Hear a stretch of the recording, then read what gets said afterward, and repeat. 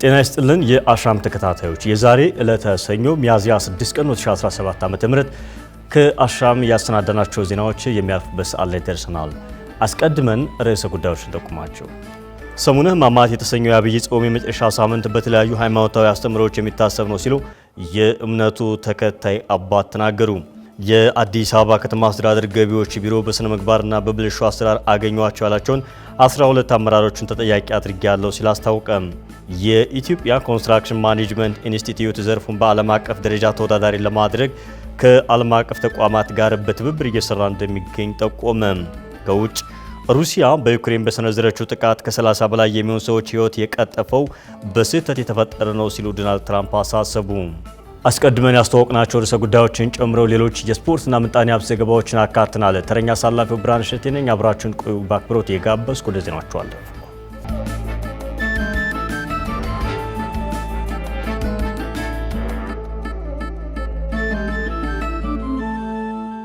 ሰሙነ ሕማማት የተሰኘው የአብይ ጾም የመጨረሻ ሳምንት በተለያዩ ሃይማኖታዊ ስነ ስርዓቶችና አስተምህሮች የሚታሰብ ነው ሲሉ የእምነቱ ተከታይ አባት ተናገሩ። በክርስትና እምነት ተከታዮች ዘንድ በየዓመቱ ከሚከበሩ ታላላቅ ሃይማኖታዊ በዓላት መካከል የፋሲካ ወይም የትንሣኤ በዓል ሲሆን በዓሉ በተለይም በኢትዮጵያ ኦርቶዶክስ ተዋሕዶ ቤተክርስቲያን በተለያዩ አስተምህሮና ስርዓት የሚከበር በዓል መሆኑ ይታወቃል። ከዚሁ ጋር በተያያዘ በዛሬው ዕለት የተጀመረውን ሰሙነ ሕማማት የተሰኘውን የአብይ ጾም 8ኛና የመጨረሻ ሳምንት በተመለከተ አሻም የእምነቱ ተከታይ አነጋግራለች። አዲስ እንግዳ ሰው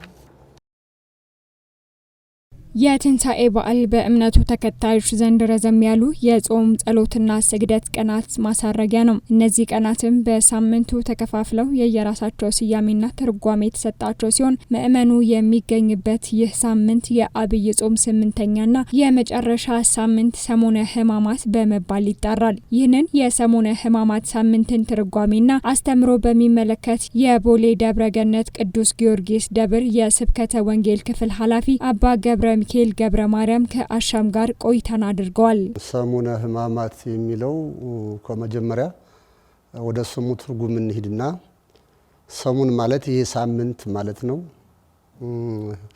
ሕማም የሚለው ደግሞ መከራን የሚያመለክት ነው። የመከራ ሳምንት ወይም የመከራ ጊዜ ሳምንታት ተብለው ይጠራሉና ከዚህ ከሰኞ አንስቶ እስከ ትንሣኤ ሌሊት ክርስቶስ ተነሳ ተብሎ በቤተ ክርስቲያን እስከሚታወጀው ድረስ ያለው ሰሙነ ሕማማት የመከራ መታሰቢያ ጊዜ ተብሎ ይጠራል። ይህ ሳምንት በእምነቱ ተከታዮች ዘንድ የጌታችን የመድኃኒታችን የኢየሱስ ክርስቶስን ስቃይና መከራ የምናስብበትና ከብዙ መጽሐፍት የተውጣጡ ግብረ ሕማማት የተሰኙ መጽሐፍ የሚነበብበት የሐዘን ጊዜ ነው ሲሉ በእነዚህ ቀናት በቤተ ክርስቲያኗ የሚከለከሉ ሃይማኖታዊ ተግባራትን ይዘረዝራሉ። ክርስትና ካለ ክርስትና አይኖርም፣ ፍታት ካለ ፍታት አይኖርም፣ ቅዳሴ ካለ ቅዳሴ የለም። ግብረ ሕማማት እየተጸለየ እየተነበበ እየተሰገደ ነው የሚሰነበተውና ካለባበሳችን ጀምሮ ይቀይራል። ከቤተ መቅደሱ መንበሩ ጀምሮ ጥቁር ነገር ነው የሚለብሰው፣ የሐዘን ነገር ነው የሚታየውና ጠቅላላ ይሄ ሁሉ የደስታ የምልክት የጭብጨባ የምናምን በፍጹም የሚታይባት አይደለችም። ቅድም እንዳልሁ ሰው ቢሞት ፍታት አይፈታም፣ ክርስትና የሚባል የለም። ዘወትር በሕማማት ሳይገባ የምትሰጠውን አገልግሎት በሙሉ ታቆምና አዲስ አድርጋ እንደሌላ ያን የብሉይ ኪዳን ዘመን የጨለማውን ዘመን ሰውና እግዚአብሔር ተጣልተውበት የነበረውን ዘመን 5500 ዘመን ያንን የመከራ ዘመን ክርስቶስ ከመምጣቱ በፊት የነበረውን ዘመን የምታስታውስበት ጊዜ ስለሆነ ጠቅላላ ይሄ የጨለማ ዘመን ይባላል። በሃይማኖቱ አስተምሮት ስርዓት በዚህ የሰሙነ ሕማማት ሳምንት ውስጥ የሚገኙ ቀናት የራሳቸው ስያሜ የተሰጣቸው ሲሆን ለአብነትም የመጀመሪያው ዕለት ዕለተ ሰኑይ በመባል የሚጠራ ሲሆን በእምነቱ ተከታዮች ዘንድ ክርስቶስ ወደ መቅደስ እንደሄደና በዛ በደረሰ ጊዜም ቤተ መቅደሱ የመስዋዕት ቤት መሆኑ ቀርቶ የንግድ ሆኖ እንዳገኘው በዚያም ተቆጥቶ እናንተ ግን የወንበዴዎች ዋሻ አደረጋችሁት ማለቱን የሚሸጡትን ገለባብጦ ገርፎ እንዳስወጣቸው አስተምሮቱ የሚገልጽ ሲሆን ይኸውም የእርሱ ቤተ መቅደስ የሆነውን ሰውነታችን ኃጢአት ሰፍኖበት ቢያገኘው ራሱ ተገፎ ተገርፎ መከራን ሁሉ ተቀብሎ ከሰውነታችን ኃጢአት ሁሉ እንዳራቀልን የሚገልጽ ነው ሲሉ ያምናሉ። ይህ ዕለት በሌላኛ አጠራሩ ዕለተ መርገም የሚል ስያሜ የተሰጠው ሲሆን ይኸውም የተባለው የራሱ ምክንያትና ሃይማኖታዊ አስተምሮት እንዳለው ነው የተናገሩት። ቀናቱ ልክ እንደ መጀመሪያው ቀን ሰኑይ ሁሉ ዕለተ ስሉስ፣ ረቡዕ ጸሎተ ሐሙስ፣ ስቅለትና ቅዳሜ ስዑር በመጨረሻም ትንሣኤ ተብለው ይጠራሉ። በዕለታቱም የተደረጉ ሃይማኖታዊ አስተምሮቶች ይታወሳሉ። ምእመኑ ሳምንቱን በምን መንገድ ሊያሳልፉ እንደሚገባም የሃይማኖት አባቱ መልእክታቸውን አስተላልፈዋል። ዛሬም ከክርስቶስ ጋር ያልሆኑ በክርስቶስ የሚያብሩ በጽድቁ በእውነተኛው ስራ ላይ የማይስማሙ ዛሬም የአይሁድ ዘሮች እንዳሉ ማወቅ አለብንና ከነዚህ ተለይተን በዚህ በሕማማቱ ውስጥ ክርስቶስ ለኛ ሲል የከፈለውን መከራ ክርስቶስ ለኛ ሲል የከፈለውን ጽዋቶ መከራ እያሰብን በቤተ ክርስቲያን ውስጥ ከጠዋት እስከ ማታ የተመቸው በቤተ ክርስቲያን ውስጥ ጊዜ ያለው ጊዜ የሌለው ደግሞ የመንግስት ሥራ የሚሰራው ደግሞ በያለበት ቦታ ሆኖ መከራውን እያሰበ መከራውን ተሸክሞ ይሄንን ጊዜና ሰዓት እንዲያስበው ነው የማሳስበው። ሰሙነ ሕማማት ከመቼውም ጊዜ በላይ ፈጣሪ ላይ የደረሰውን መከራና ስቃይ የሚታሰብበት ጊዜ መሆኑን ተከትሎ በጸሎትና በስግደት እንዲያልፍም ነው ጥሪ ያቀረቡት። የአዲስ አበባ ከተማ አስተዳደር ገቢዎች ቢሮ በስነ ምግባርና በብልሹ አሰራር አገኘዋቸው ያላቸውን 12 አመራሮችን ተጠያቂ ማድረጉን አስታወቀም።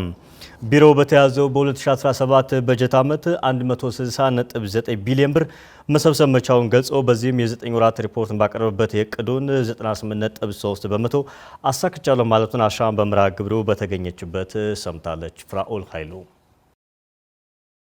የአዲስ አበባ ከተማ አስተዳደር ገቢዎች ቢሮ ከከተማዋ የሚሰበሰበውን ገቢ በብቃትና በፍትሃዊነት በመሰብሰብ የሕዝብ ጥያቄ ለሆኑት የልማት ተግባራት የሚያውለውን ወጪ ለማሟላት እየሰራ መሆኑን አስታውቋል። ቢሮ በ2017 በጀት ዓመት 230.4 ቢሊዮን ብር ለመሰብሰብ አቅዶ ወደ ተግባር የገባ መሆኑን ጠቅሶ ባለፉት 9 ወራት የገቢ እቅዱን ለማሳካት በርካታ ሲል የጠራቸውን ተግባራት እያከናወነ መሆኑን ገልጿል። ቢሮ አገልግሎት አሰጣጡን ለማቀላጠፍ ብልሹ አሰራርና የሌብነት ድርጊቶችን ለመቅረፍ የሚያግዙ ቴክኖሎጂዎችን በመጠቀም ውጤታማ ስራ እየሰራ እንደሆነ አመላክቷል። ለተጨማሪ እሴት ታክስ ያልተመዘገቡ ከ13000 በላይ የሚሆኑ በሞሎች የሚነግዱ ነጋዴዎችና ስጋ ቤቶች እንዲሁም ሬስቶራንቶች እንዲመዘገቡ በማድረግ በመጋቢት ወር በየወሩ የሚሰበሰበውን የቫት ገቢ ወደ 1.7 ቢሊዮን ብር ማሳደግ መቻሉን የቢሮ ኮሚኒኬሽን ዳይሬክተር ሰውነት አየለ ተናግረዋል። ገቢ ማበልጸጊያ ጥናቱ ተጠንቶ ለተጨማሪ እሴት ታክስ መመዝገብ እየተገባቸው ያልተመዘገቡ የነበሩ እንዲመዘገቡ ለማድረግ በተደረገ ጥረት ወደ 13000 በላይ የሚደርሱ ግብር ከፋዮች ለተጨማሪ እሴት ታክስ ተመዝግበው በዛ ስርዓት ውስጥ እንዲስተናገዱ ተደርጓል። በዚህም በጥቅምት ወር ላይ ወደ 812 ሚሊዮን ብር ይሰበሰብ የነበረበትን ሁኔታ አሁን መጋቢት ወር ላይ ወደ 1.7 ቢሊዮን ብር ለመሰብሰብ የተቻለበት ሁኔታ። ስለዚህ ከወራዊ ቫት የሚሰበሰበው ገቢ በከፍተኛ ሁኔታ ለማሳደግ ጥረት ተደርጓል ማለት ነው። ቢሮ ከደሞዝ ገቢ ግብር ጋር በተገናኘ በ2016 በጀት ዓመት የሚከፍሉ ግብር ከፋዮች ከ20 ሺህ የማይበልጡ የነበረ መሆኑን ጠቅሶ ዳይሬክተሩ አሁን ላይ የደሞዝ ገቢ ግብር ከፋዮች ቁጥር ወደ 49 ሺህ በማድረስ በገቢ ስርዓቱ ላይ ይስተዋል የነበረውን የፍትሃዊነት መጓደል ችግር ለመቅረፍ ጥረት እያደረገ መሆኑን ገልጸዋል። በፊት በርካቶቹ የደሞዝ ገቢ ግብር የማይከፍሉበት ሁኔታ ነበር ማለት ነው። በጣም የሚከፍሉት መጠን እጅግ አነስተኛ መጠን የነበረበት ሁኔታ ነበር። ከዚያ አኳያ ከደሞዝ ገቢ ግብር ጋር በተያያዘ በ2016 መጨረሻ ላይ አጠቃላይ እንደ ከተማ የሚሰበሰበው የደሞዝ ገቢ ግብር የሚከፍሉ ግብር ከፋዮች ከ20 ሺህ የማይበልጡበት ሁኔታ ነበር ማለት ነው።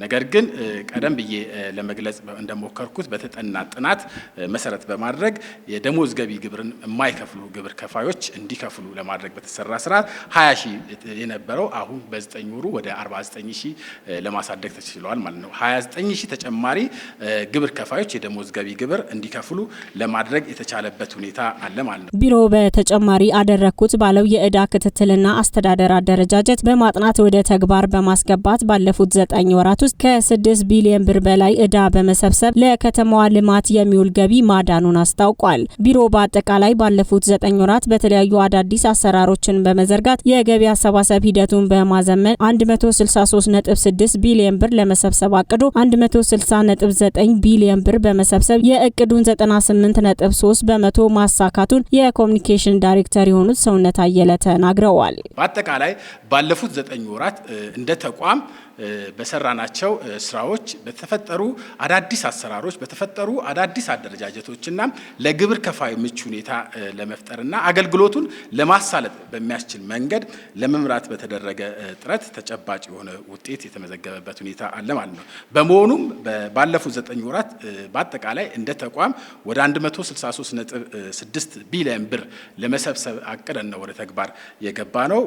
በ9 ወሩ 160.9 ቢሊዮን ብር ለመሰብሰብ ችለናል። በዚህም የእቅዳችንን አጠቃላይ 98.3 በመቶ ለማሳካት ተችሏል ማለት ነው። ይሄ እንግዲህ ካለፉት ዓመታት አንጻር ሲታይ በከፍተኛ ሁኔታ እድገት በማሳየት ያለ ወይም ደግሞ የተመዘገበ ገቢ ነው ማለት ነው። ከግብር ከፋዩና ከህዝቡ ደረሰኝ ባለው ጥቆማ መነሻ በማድረግ ባለፉት 9 ወራት ውስጥ 133 አመራሮችና ፈጻሚዎች ላይ በስነ ምግባርና በብልሹ አሰራር ተጠያቂ ማድረጉን አንስቶ ከነዚህም ውስጥ 12 አመራሮችና 121 ፈጻሚ መሆናቸውንም አመላክተዋል። ብልሹ አሰራር ለመታገል በመናደርገው ጥረት 775 ነጻ የስልክ መስመር በመጠቀም እንዲሁም ደግሞ በአካል በመምጣት ጭምር ጥቆማዎችን በመስጠት ብልሹ አሰራር ለማጋለጥ እያደረገ ያለው ጥረት በጣም የሚያበረታታ ሆኖ አግኝተነዋል። በዚህም ግብር ከፋዩ እና አጠቃላይ ህዝቡ በሚያደርሰን ጥቆማ መሰረት በማድረግ ባለፉት 9 ወራት ወደ 133 በሚደርሱ ባለሙያዎች ላይ እና አመራሮች ላይ እርምጃ የተወሰደበት ሁኔታ አለ።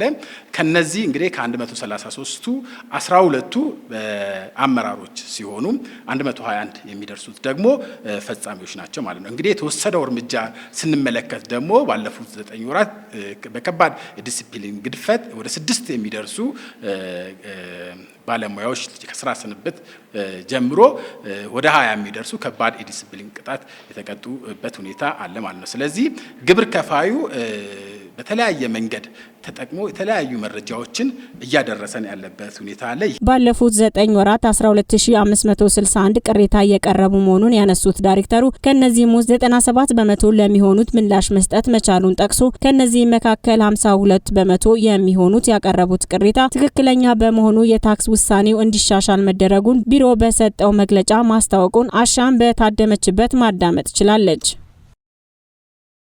የኢትዮጵያ ኮንስትራክሽን ማኔጅመንት ኢንስቲትዩት ዘርፉን በዓለም አቀፍ ደረጃ ተወዳዳሪ ለማድረግ ከዓለም አቀፍ ተቋማት ጋር በትብብር እየሰራ እንደሚገኝ ጠቆመ። ይህን ያስታወቀው የኮንስትራክሽን ማኔጅመንት ኢንስቲትዩት ከኢትዮጵያ አርክቴክቸር ህንፃ ግንባታና ከተማ ልማት ተቋም እንዲሁም ደግሞ ከኢትዮጵያ ኢኮኖሚክስ ማህበር ጋር በመተባበር የጥናትና ምርምር ውጤቶችን የጋራ ለማድረግ ከትናንት በስቲያ በአዳማ ከተማ ባካሄደው የውይይት መድረክ መሆኑን አሻም በስፍራው ተገኝታ ተመልክታለች። መሐመድ ንጉስ አብዱ ተጨማሪ አለው። የኮንስትራክሽን ማኔጅመንት ኢንስቲትዩት ከኢትዮጵያ አርክቴክቸር ህንፃ ግንባታና ከተማ ልማት ተቋምና ከኢትዮጵያ ኢኮኖሚክስ ማህበር ጋር በመተባበር የጥናትና ምርምር ውጤቶችን የጋራ ለማድረግ የውይይት መድረክ አካሂዷል። በወቅቱ በከተማና መሰረተ ልማት ሚኒስቴር የመሰረተ ልማት ዘርፍ ሚኒስትር ዴኤታ የትምጌታ አስራት የኮንስትራክሽን ኢንዱስትሪው በማህበራዊ በኢኮኖሚያዊ ረገድ የማይተካ ሚና የሚጫወትና ይህንኑ ሚናውን የበለጠ እንዲወጣ እየተደረገ ይገኛል ብለዋል። ከነዚህም ውስጥ በኢንስቲትዩቱ እየተተገበሩ ያሉት የጥናትና ምርምር፣ የቴክኖሎጂ ስርጭት፣ የአቅም ግንባታ ስልጠናዎች፣ የማማከር ስራዎችና የመሳሰሉት ይገኝበታል ብለዋል። ኮንስትራክሽን ኢንዱስትሪው እንደሚታወቀው ለሀገራችን አጠቃላይ ኢኮኖሚ፣ ለሀገራችን ልማት፣ ለሀገራችን ብልጽግና ጉልህና የማይተካ አስተዋጽኦ እንደሚያበረክት ይታወቃል። ሚኒስቴር መስሪያ ቤታችንም ይህንን ከግንዛቤ ውስጥ ባስገባ መንገድ የኮንስትራክሽን ኢንዱስትሪው የበለጠ እንዲያድግ የበለጠ እንዲለማ የሚጠበቅበትን ሚና እንዲጫወት ትኩረት ሰጥቶ ይሰራል። በዚህ ረገድ ከሚሰራቸው ስራዎች መካከል የኢንዱስትሪውን ልማት አንዱና ዋነኛው ነው። የኮንስትራክሽን ኢንዱስትሪው ልማት ማለት ነው። ከዚህ አኳያም ደግሞ ይህንን ሚና በዋናነት በዘርፋችን ወስዶ የሚጫወተው ተቋም የኢትዮጵያ የኮንስትራክሽን ማኔጅመንት ኢንስቲትዩት ነው። የኮንስትራክሽን ማኔጅመንት ኢንስቲትዩት ክቡር ዋና ዳይሬክተሩ ቅድም እንደጠቀሱት በጥናት፣ በምርምር፣ በቴክኖሎጂ ስርጭት፣ በማማከር፣ በስልጠና በርከት ያሉ ስራዎች እየሰራ ይገኛል። ይሄ ቅድም እንዳልኩት ለኢንዱስትሪው እጅግ በጣም ወሳኝና የማይተካ ነው የሚሆነው። በዚህም መነሻነት ዛሬ የምናያቸው የሚቀርቡ ጥናቶች 3 ጥናቶች አሉ። እነዚህ ጉዳዮች ለኢንዱስትሪው መሰረታዊና የማይተኩ ናቸው ያሉት ሚኒስትር ዴኤታው ችግር ፈችና የፖሊሲ ግብዓት ሊሆኑ የሚችሉ ጥናቶችም ኢትዮጵያ በሀገር ውስጥ ግብዓት በማምረት የውጭ ምንዛሬ ችግርን በመቅረፍ እድገቷን ለማረጋገጥ እያደረገች ካለችው ጥረት ውስጥ አንዱ መሆኑ ግንዛቤ ሊወሰድ ይገባል ብለዋል። እንደ ሀገር የኮንስትራክሽን ኢንዱስትሪው ከውጭ ከሚመጡ ግብዓቶች ጥገኝነት ተላቆ በአብዛኛው ሙሉ በሙሉ ማለት ስለማንችል በአብዛኛው በሀገር ውስጥ የሚመረቱ ምርቶችን መጠቀም እንዲችል ምን አይነት ስራዎች መሰራት አለበት በሚል በዚህ ዙሪያ ላይ የሚያጠነጥን ጥናት ነው። ይሄ ለኢንዱስትሪው እጅግ በጣም ወሳኝ ጥናት ነው። ብዙ ነገር እንደምናገኝበት፣ እንደምንማርበት፣ ለውሳኔያችን በቀጣይ ለምንሰራው ስራ ጥሩ ግብዓት እንደሚሆን እምነት አለን። በሌላ በኩል የኢትዮጵያ ኮንስትራክሽን ማኔጅመንት ኢንስቲትዩት ዋና ዳይሬክተር ኢንጂነር ታምራት ሙሉ ኢንስቲትዩቱ ከተቋቋመበት ጊዜ ጀምሮ ከ21 ሺህ በላይ ለሚሆኑ የፕሮጀክት ባለቤቶች፣ ስራ ተቋራጮችና ለዘርፉ ባለሙያዎች የአቅም ግንባታ ስልጠናዎች መሰጠታቸውን ገልጸዋል። ኢንስቲትዩቱ ከተቋቋመበት ጊዜ ጀምሮ በነበሩት ዓመታት ውስጥ በአጠቃላይ ከ21 ሺህ በላይ ለሚሆኑ የፕሮጀክት ባለቤቶች፣ ስራ ተቋራጮች፣ አማካሪዎች፣ ሬጉላቶሪ አካላት እንዲሁም ከአካዳሚያው ለተውጣጡ የዘርፉ ባለሙያዎች በተለያዩ የፕሮጀክት ማኔጅመንት የእውቀት መስኮች ተግባር ተኮር የአቅም ግንባታ ስልጠናዎችን ሲሰጥ እና ውጤታማ ሊባል በሚችል ደረጃ የዘርፉን አቅም ሲገነባ ቆይቷል።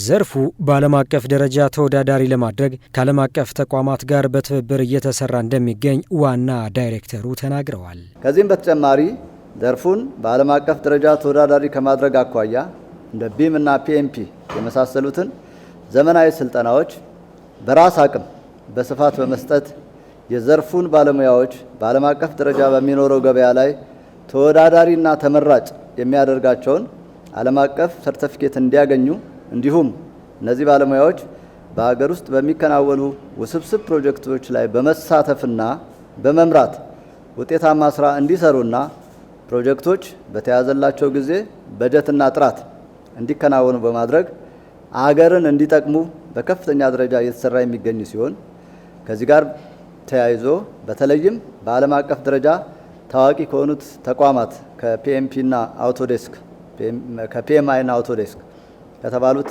ጋር በትብብር እየተሰራ መሆኑ የዘርፉን ተወዳዳሪነትና ውጤታማነት ከማረጋገጥ አኳያ አስተዋጽኦ የጎላ ተደርጎ ሊወሰድ ይችላል።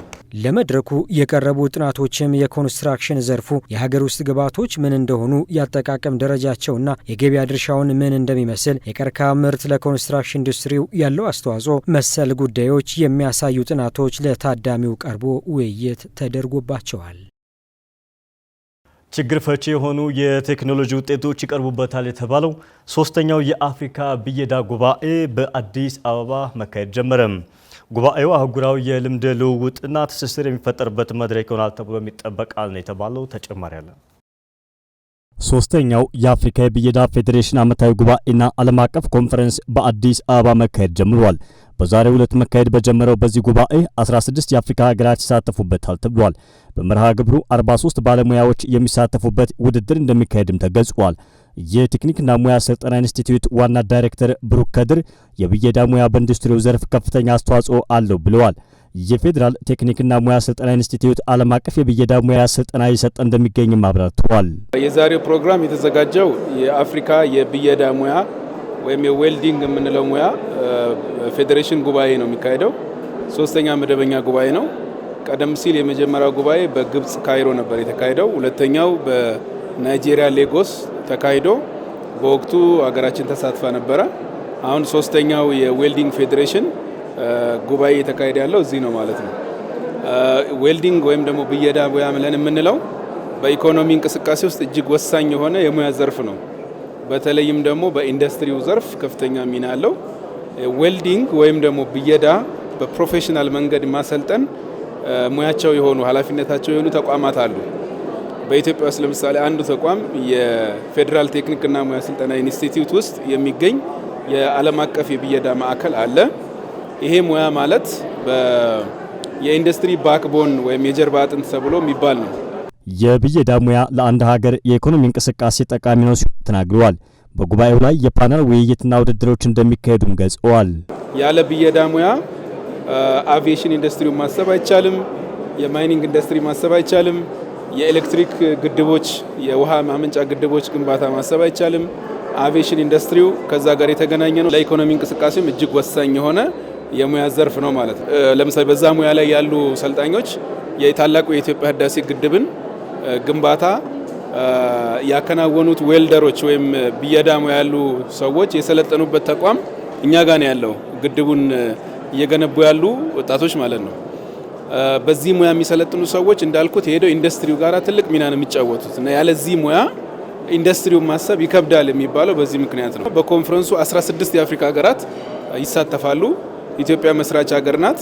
በዚህ መሰረት ጉባኤው ለ3 ተከታታይ ቀናት ይቆያል። በዚህ ጉባኤ ላይ 2 ነገር ነው የሚቀርበው። የመጀመሪያው ፓናል ውይይት አለ። ሁለተኛ ደግሞ የውድድሮች። የስራና ክህሎት ሚኒስትር ዴኤታ ተሻለ በሬቻ በበኩላቸው ጉባኤው በአፍሪካ ሀገራት መካከል የእውቀትና የቴክኖሎጂ ሽግግር ለማድረግ ያለመ ነው ብለዋል። በጉባኤው ከአፍሪካ በተጨማሪ የአውሮፓና የአሜሪካ የብየዳ ባለሙያዎች መሳተፋቸውንም ተናግረዋል። ዋና ዓላማው በአፍሪካ ሀገራት መካከል የእውቀት ሽግግር፣ የቴክኖሎጂ ሽግግር እንደዚሁም ደግሞ ተመሳሳይ የሆነ ስታንዳርድ እንዲኖር የትኛውም የአፍሪካ ሀገር ውስጥ የሰለጠነ ወይም የተማረ የሰው ኃይል ወደ አንዱ ሀገር ሄዶ በቀላሉ መስራት እንዲችል ተመሳሳይ የሆነ ስታንዳርድ፣ ተመሳሳይ የሆነ ካሪክለም እንዲኖር ለማድረግ ታሳቢ አድርጎ የተዘጋጀ ነው። ኢትዮጵያ ከ3 ዓመት በፊት የዚህ የአፍሪካ ዌልዲንግ ፌዴሬሽን አባል ሆናለች። ተቀራራቢ የሆነ እውቀት ያለው የሰው ኃይል ማፍራት እንዲችል ለማድረግ ነው።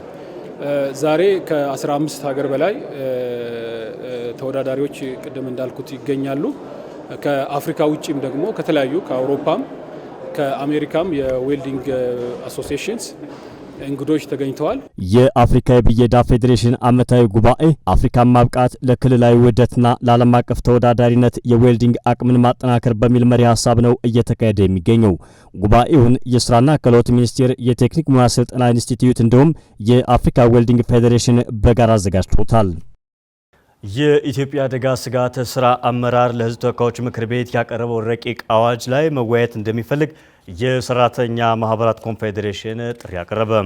ለአደጋ ስጋት ምላሽ ፈንድ ይውላል ተብሎ ከሰራተኞች ይሰበሰባል የተባለው ገንዘብ በሰራተኞች ላይ ኢኮኖሚያዊ ጫና ሊያስከትል ስለሚችል ከመጽደቁ በፊት በቂ ውይይት ሊደረግበት ይገባል ሲሉ ለአሻም የገለጹት የኢትዮጵያ ሰራተኞች ማህበራት ኮንፌዴሬሽን ፕሬዝዳንት ካሳሁን ፉሎ ናቸው። መስከረም አዲሱ ተጨማሪ አላት።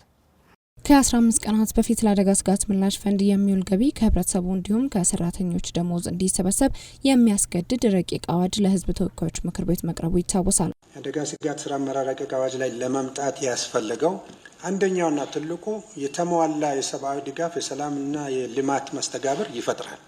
ሌላ በዚህ ረቂቅ አዋጅ ላይ የተካተተው ተቋማዊ አቅምን እውን ማድረግ ነው። ተቋም መፍጠር ነው። በዚህ 3 መሰረታዊ ጉዳዮች ሌሎችም ይኖራሉ። የአደጋ ስጋት ምላሽ ፈንድን ማደራጀት፣ ስትራቴጂክ መጠባበቂያ ምግብና ምግብ ነክ ያልሆኑ ክምችቶችን እንዲያዝ የሚያስችል ተቋማዊ ቁመና መፍጠር እና ቅጽበታዊ አደጋዎች አገልግሎትን የማደራጀት ነው። ይህንኑ ተከትሎም የተለያዩ ሀሳቦች ሲሰነዘሩ መቆየታቸውን አሻም ለመታዘብ ችላለች። በዛሬው ዕለትም በዚሁ ረቂቅ አዋጅ በሚመለከት የኢትዮጵያ ሰራተኞች ማህበራት ኮንፌዴሬሽን ኢሰማኮ ያለውን አስተያየት ለአሻም አጋርቷል። የማህበሩ ፕሬዝዳንት ካሳሁን ፎሎ እንዳሉት ከሆነ ለአደጋ ስጋት ምላሽ ፈንድ በሚውለው ገቢ በተመለከተ ማህበሩ ሀሳብ እንዲሰጥ ጥያቄ እንዳልቀረበለትና እስካሁንም ምንም አይነት ሀሳብ ማህበሩ እንዳልሰጠ ለአሻም ገልጸዋል። ነገር ግን የምክር ቤቱ ቋሚ ኮሚቴ ድጋሚ ማህበሩን ጠርቶ ሀሳቡን ይወስዳል የሚል ግምት እንዳላቸውም ፕሬዝዳንቱ አያይዘው ተናግረዋል። ማህበሩ ረቂቅ አዋጁን ሙሉ ለሙሉ ማግኘት አልቻለም ሲሉም አስታውሰዋል። ማለት እየተወያየን ሳይሆን ከማን ጋር እንወያያለን? መች ጠሩን? ፓርላማው አልጠሩንም። ቋሚ ኮሚቴ ጠረናል ብለን እናስባለን። ያን ጊዜ ነው እንትን የምንለው። አሁን ረቂቁንም እስካሁን የምናገኝበት አጣን። ሙሉ ረቂቁን ብናገኝ ጥሩ ነበረ። የተወሰነ ሚዲያ ላይ በወጣው ነው አሁን ያን ጊዜ በተነገረው በዜናና በሚዲያ ላይ በወጣው ነው አስተያየት እየሰጠን ነው ያለ ነው እንጂ ሙሉውን አላገኘንም።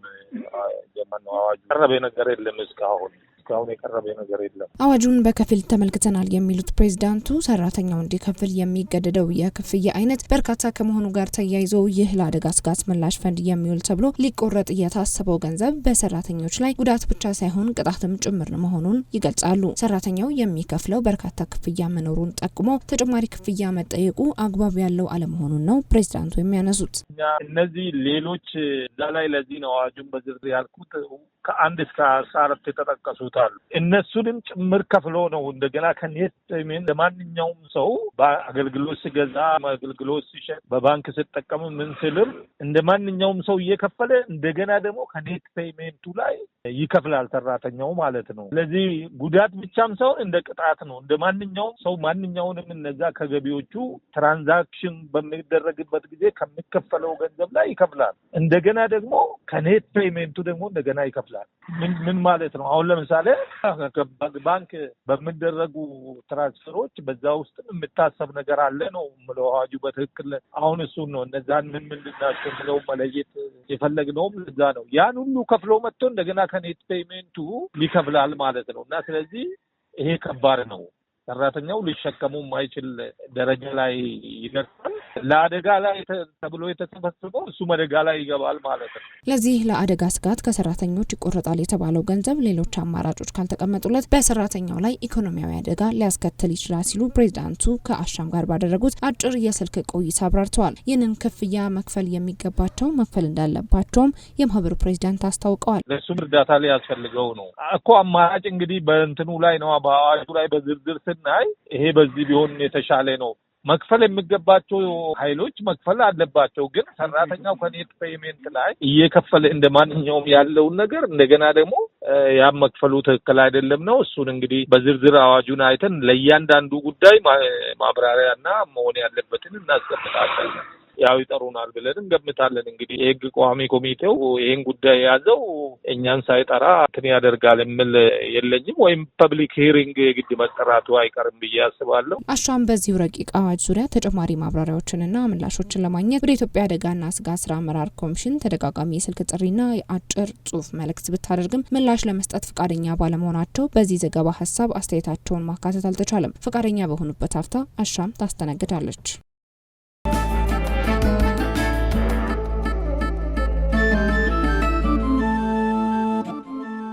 ተመልካቾቻችን የዕለቱን ዜናዎች ከማጠናቀቃችን በፊት ርዕሰ ጉዳዮችን በድጋሚ ላስታውሳችሁ። ሰሙነ ሕማማት የተሰኘው የአብይ ጾም የመጨረሻ ሳምንት በተለያዩ ሃይማኖታዊ አስተምህሮዎች የሚታሰብ ነው ሲሉ የእምነቱ ተከታይ አባት ተናገሩ። የአዲስ አበባ ከተማ አስተዳደር ገቢዎች ቢሮ በስነ ምግባርና በብልሹ አሰራር አገኟቸው ያላቸውን 12 አመራሮችን ተጠያቂ አድርጌያለሁ ሲል አስታወቀም። የኢትዮጵያ ኮንስትራክሽን ማኔጅመንት ኢንስቲትዩት ዘርፉን በዓለም አቀፍ ደረጃ ተወዳዳሪ ለማድረግ ከዓለም አቀፍ ተቋማት ጋር በትብብር እየሰራ እንደሚገኝ ጠቆመ። ከውጭ ሩሲያ በዩክሬን በሰነዘረችው ጥቃት ከ30 በላይ የሚሆኑ ሰዎች ሕይወት የቀጠፈው በስህተት የተፈጠረ ነው ሲሉ ዶናልድ ትራምፕ አሳሰቡ። ለዛሬ ዕለተ ሰኞ ሚያዝያ 6 ቀን 2017 ዓ.ም ያሰናዳናቸው አሻም ዜናዎች ተቋጭተዋል። ተረኛ አሳላፊው ብራንሸት የነበሩ ተመልካቾቻችን ከአሻም ቴሌቪዥን ወደ እናንተ የሚደርሱ ወቅታዊ ዜናዎችና አዳዲስ መረጃዎችን ከሳተላይት በተጨማሪ በሁሉም የማህበራዊ ትስስር ገጾቻችን ማለትም በዩቲዩብ፣ ቲክቶክ፣ ፌስቡክ እና ቴሌግራም ላይክ፣ ሼር እና ሰብስክራይብ በማድረግ ማግኘት እንደምችሉ መጠቆም እንወዳለን። አሻም ነውላችን።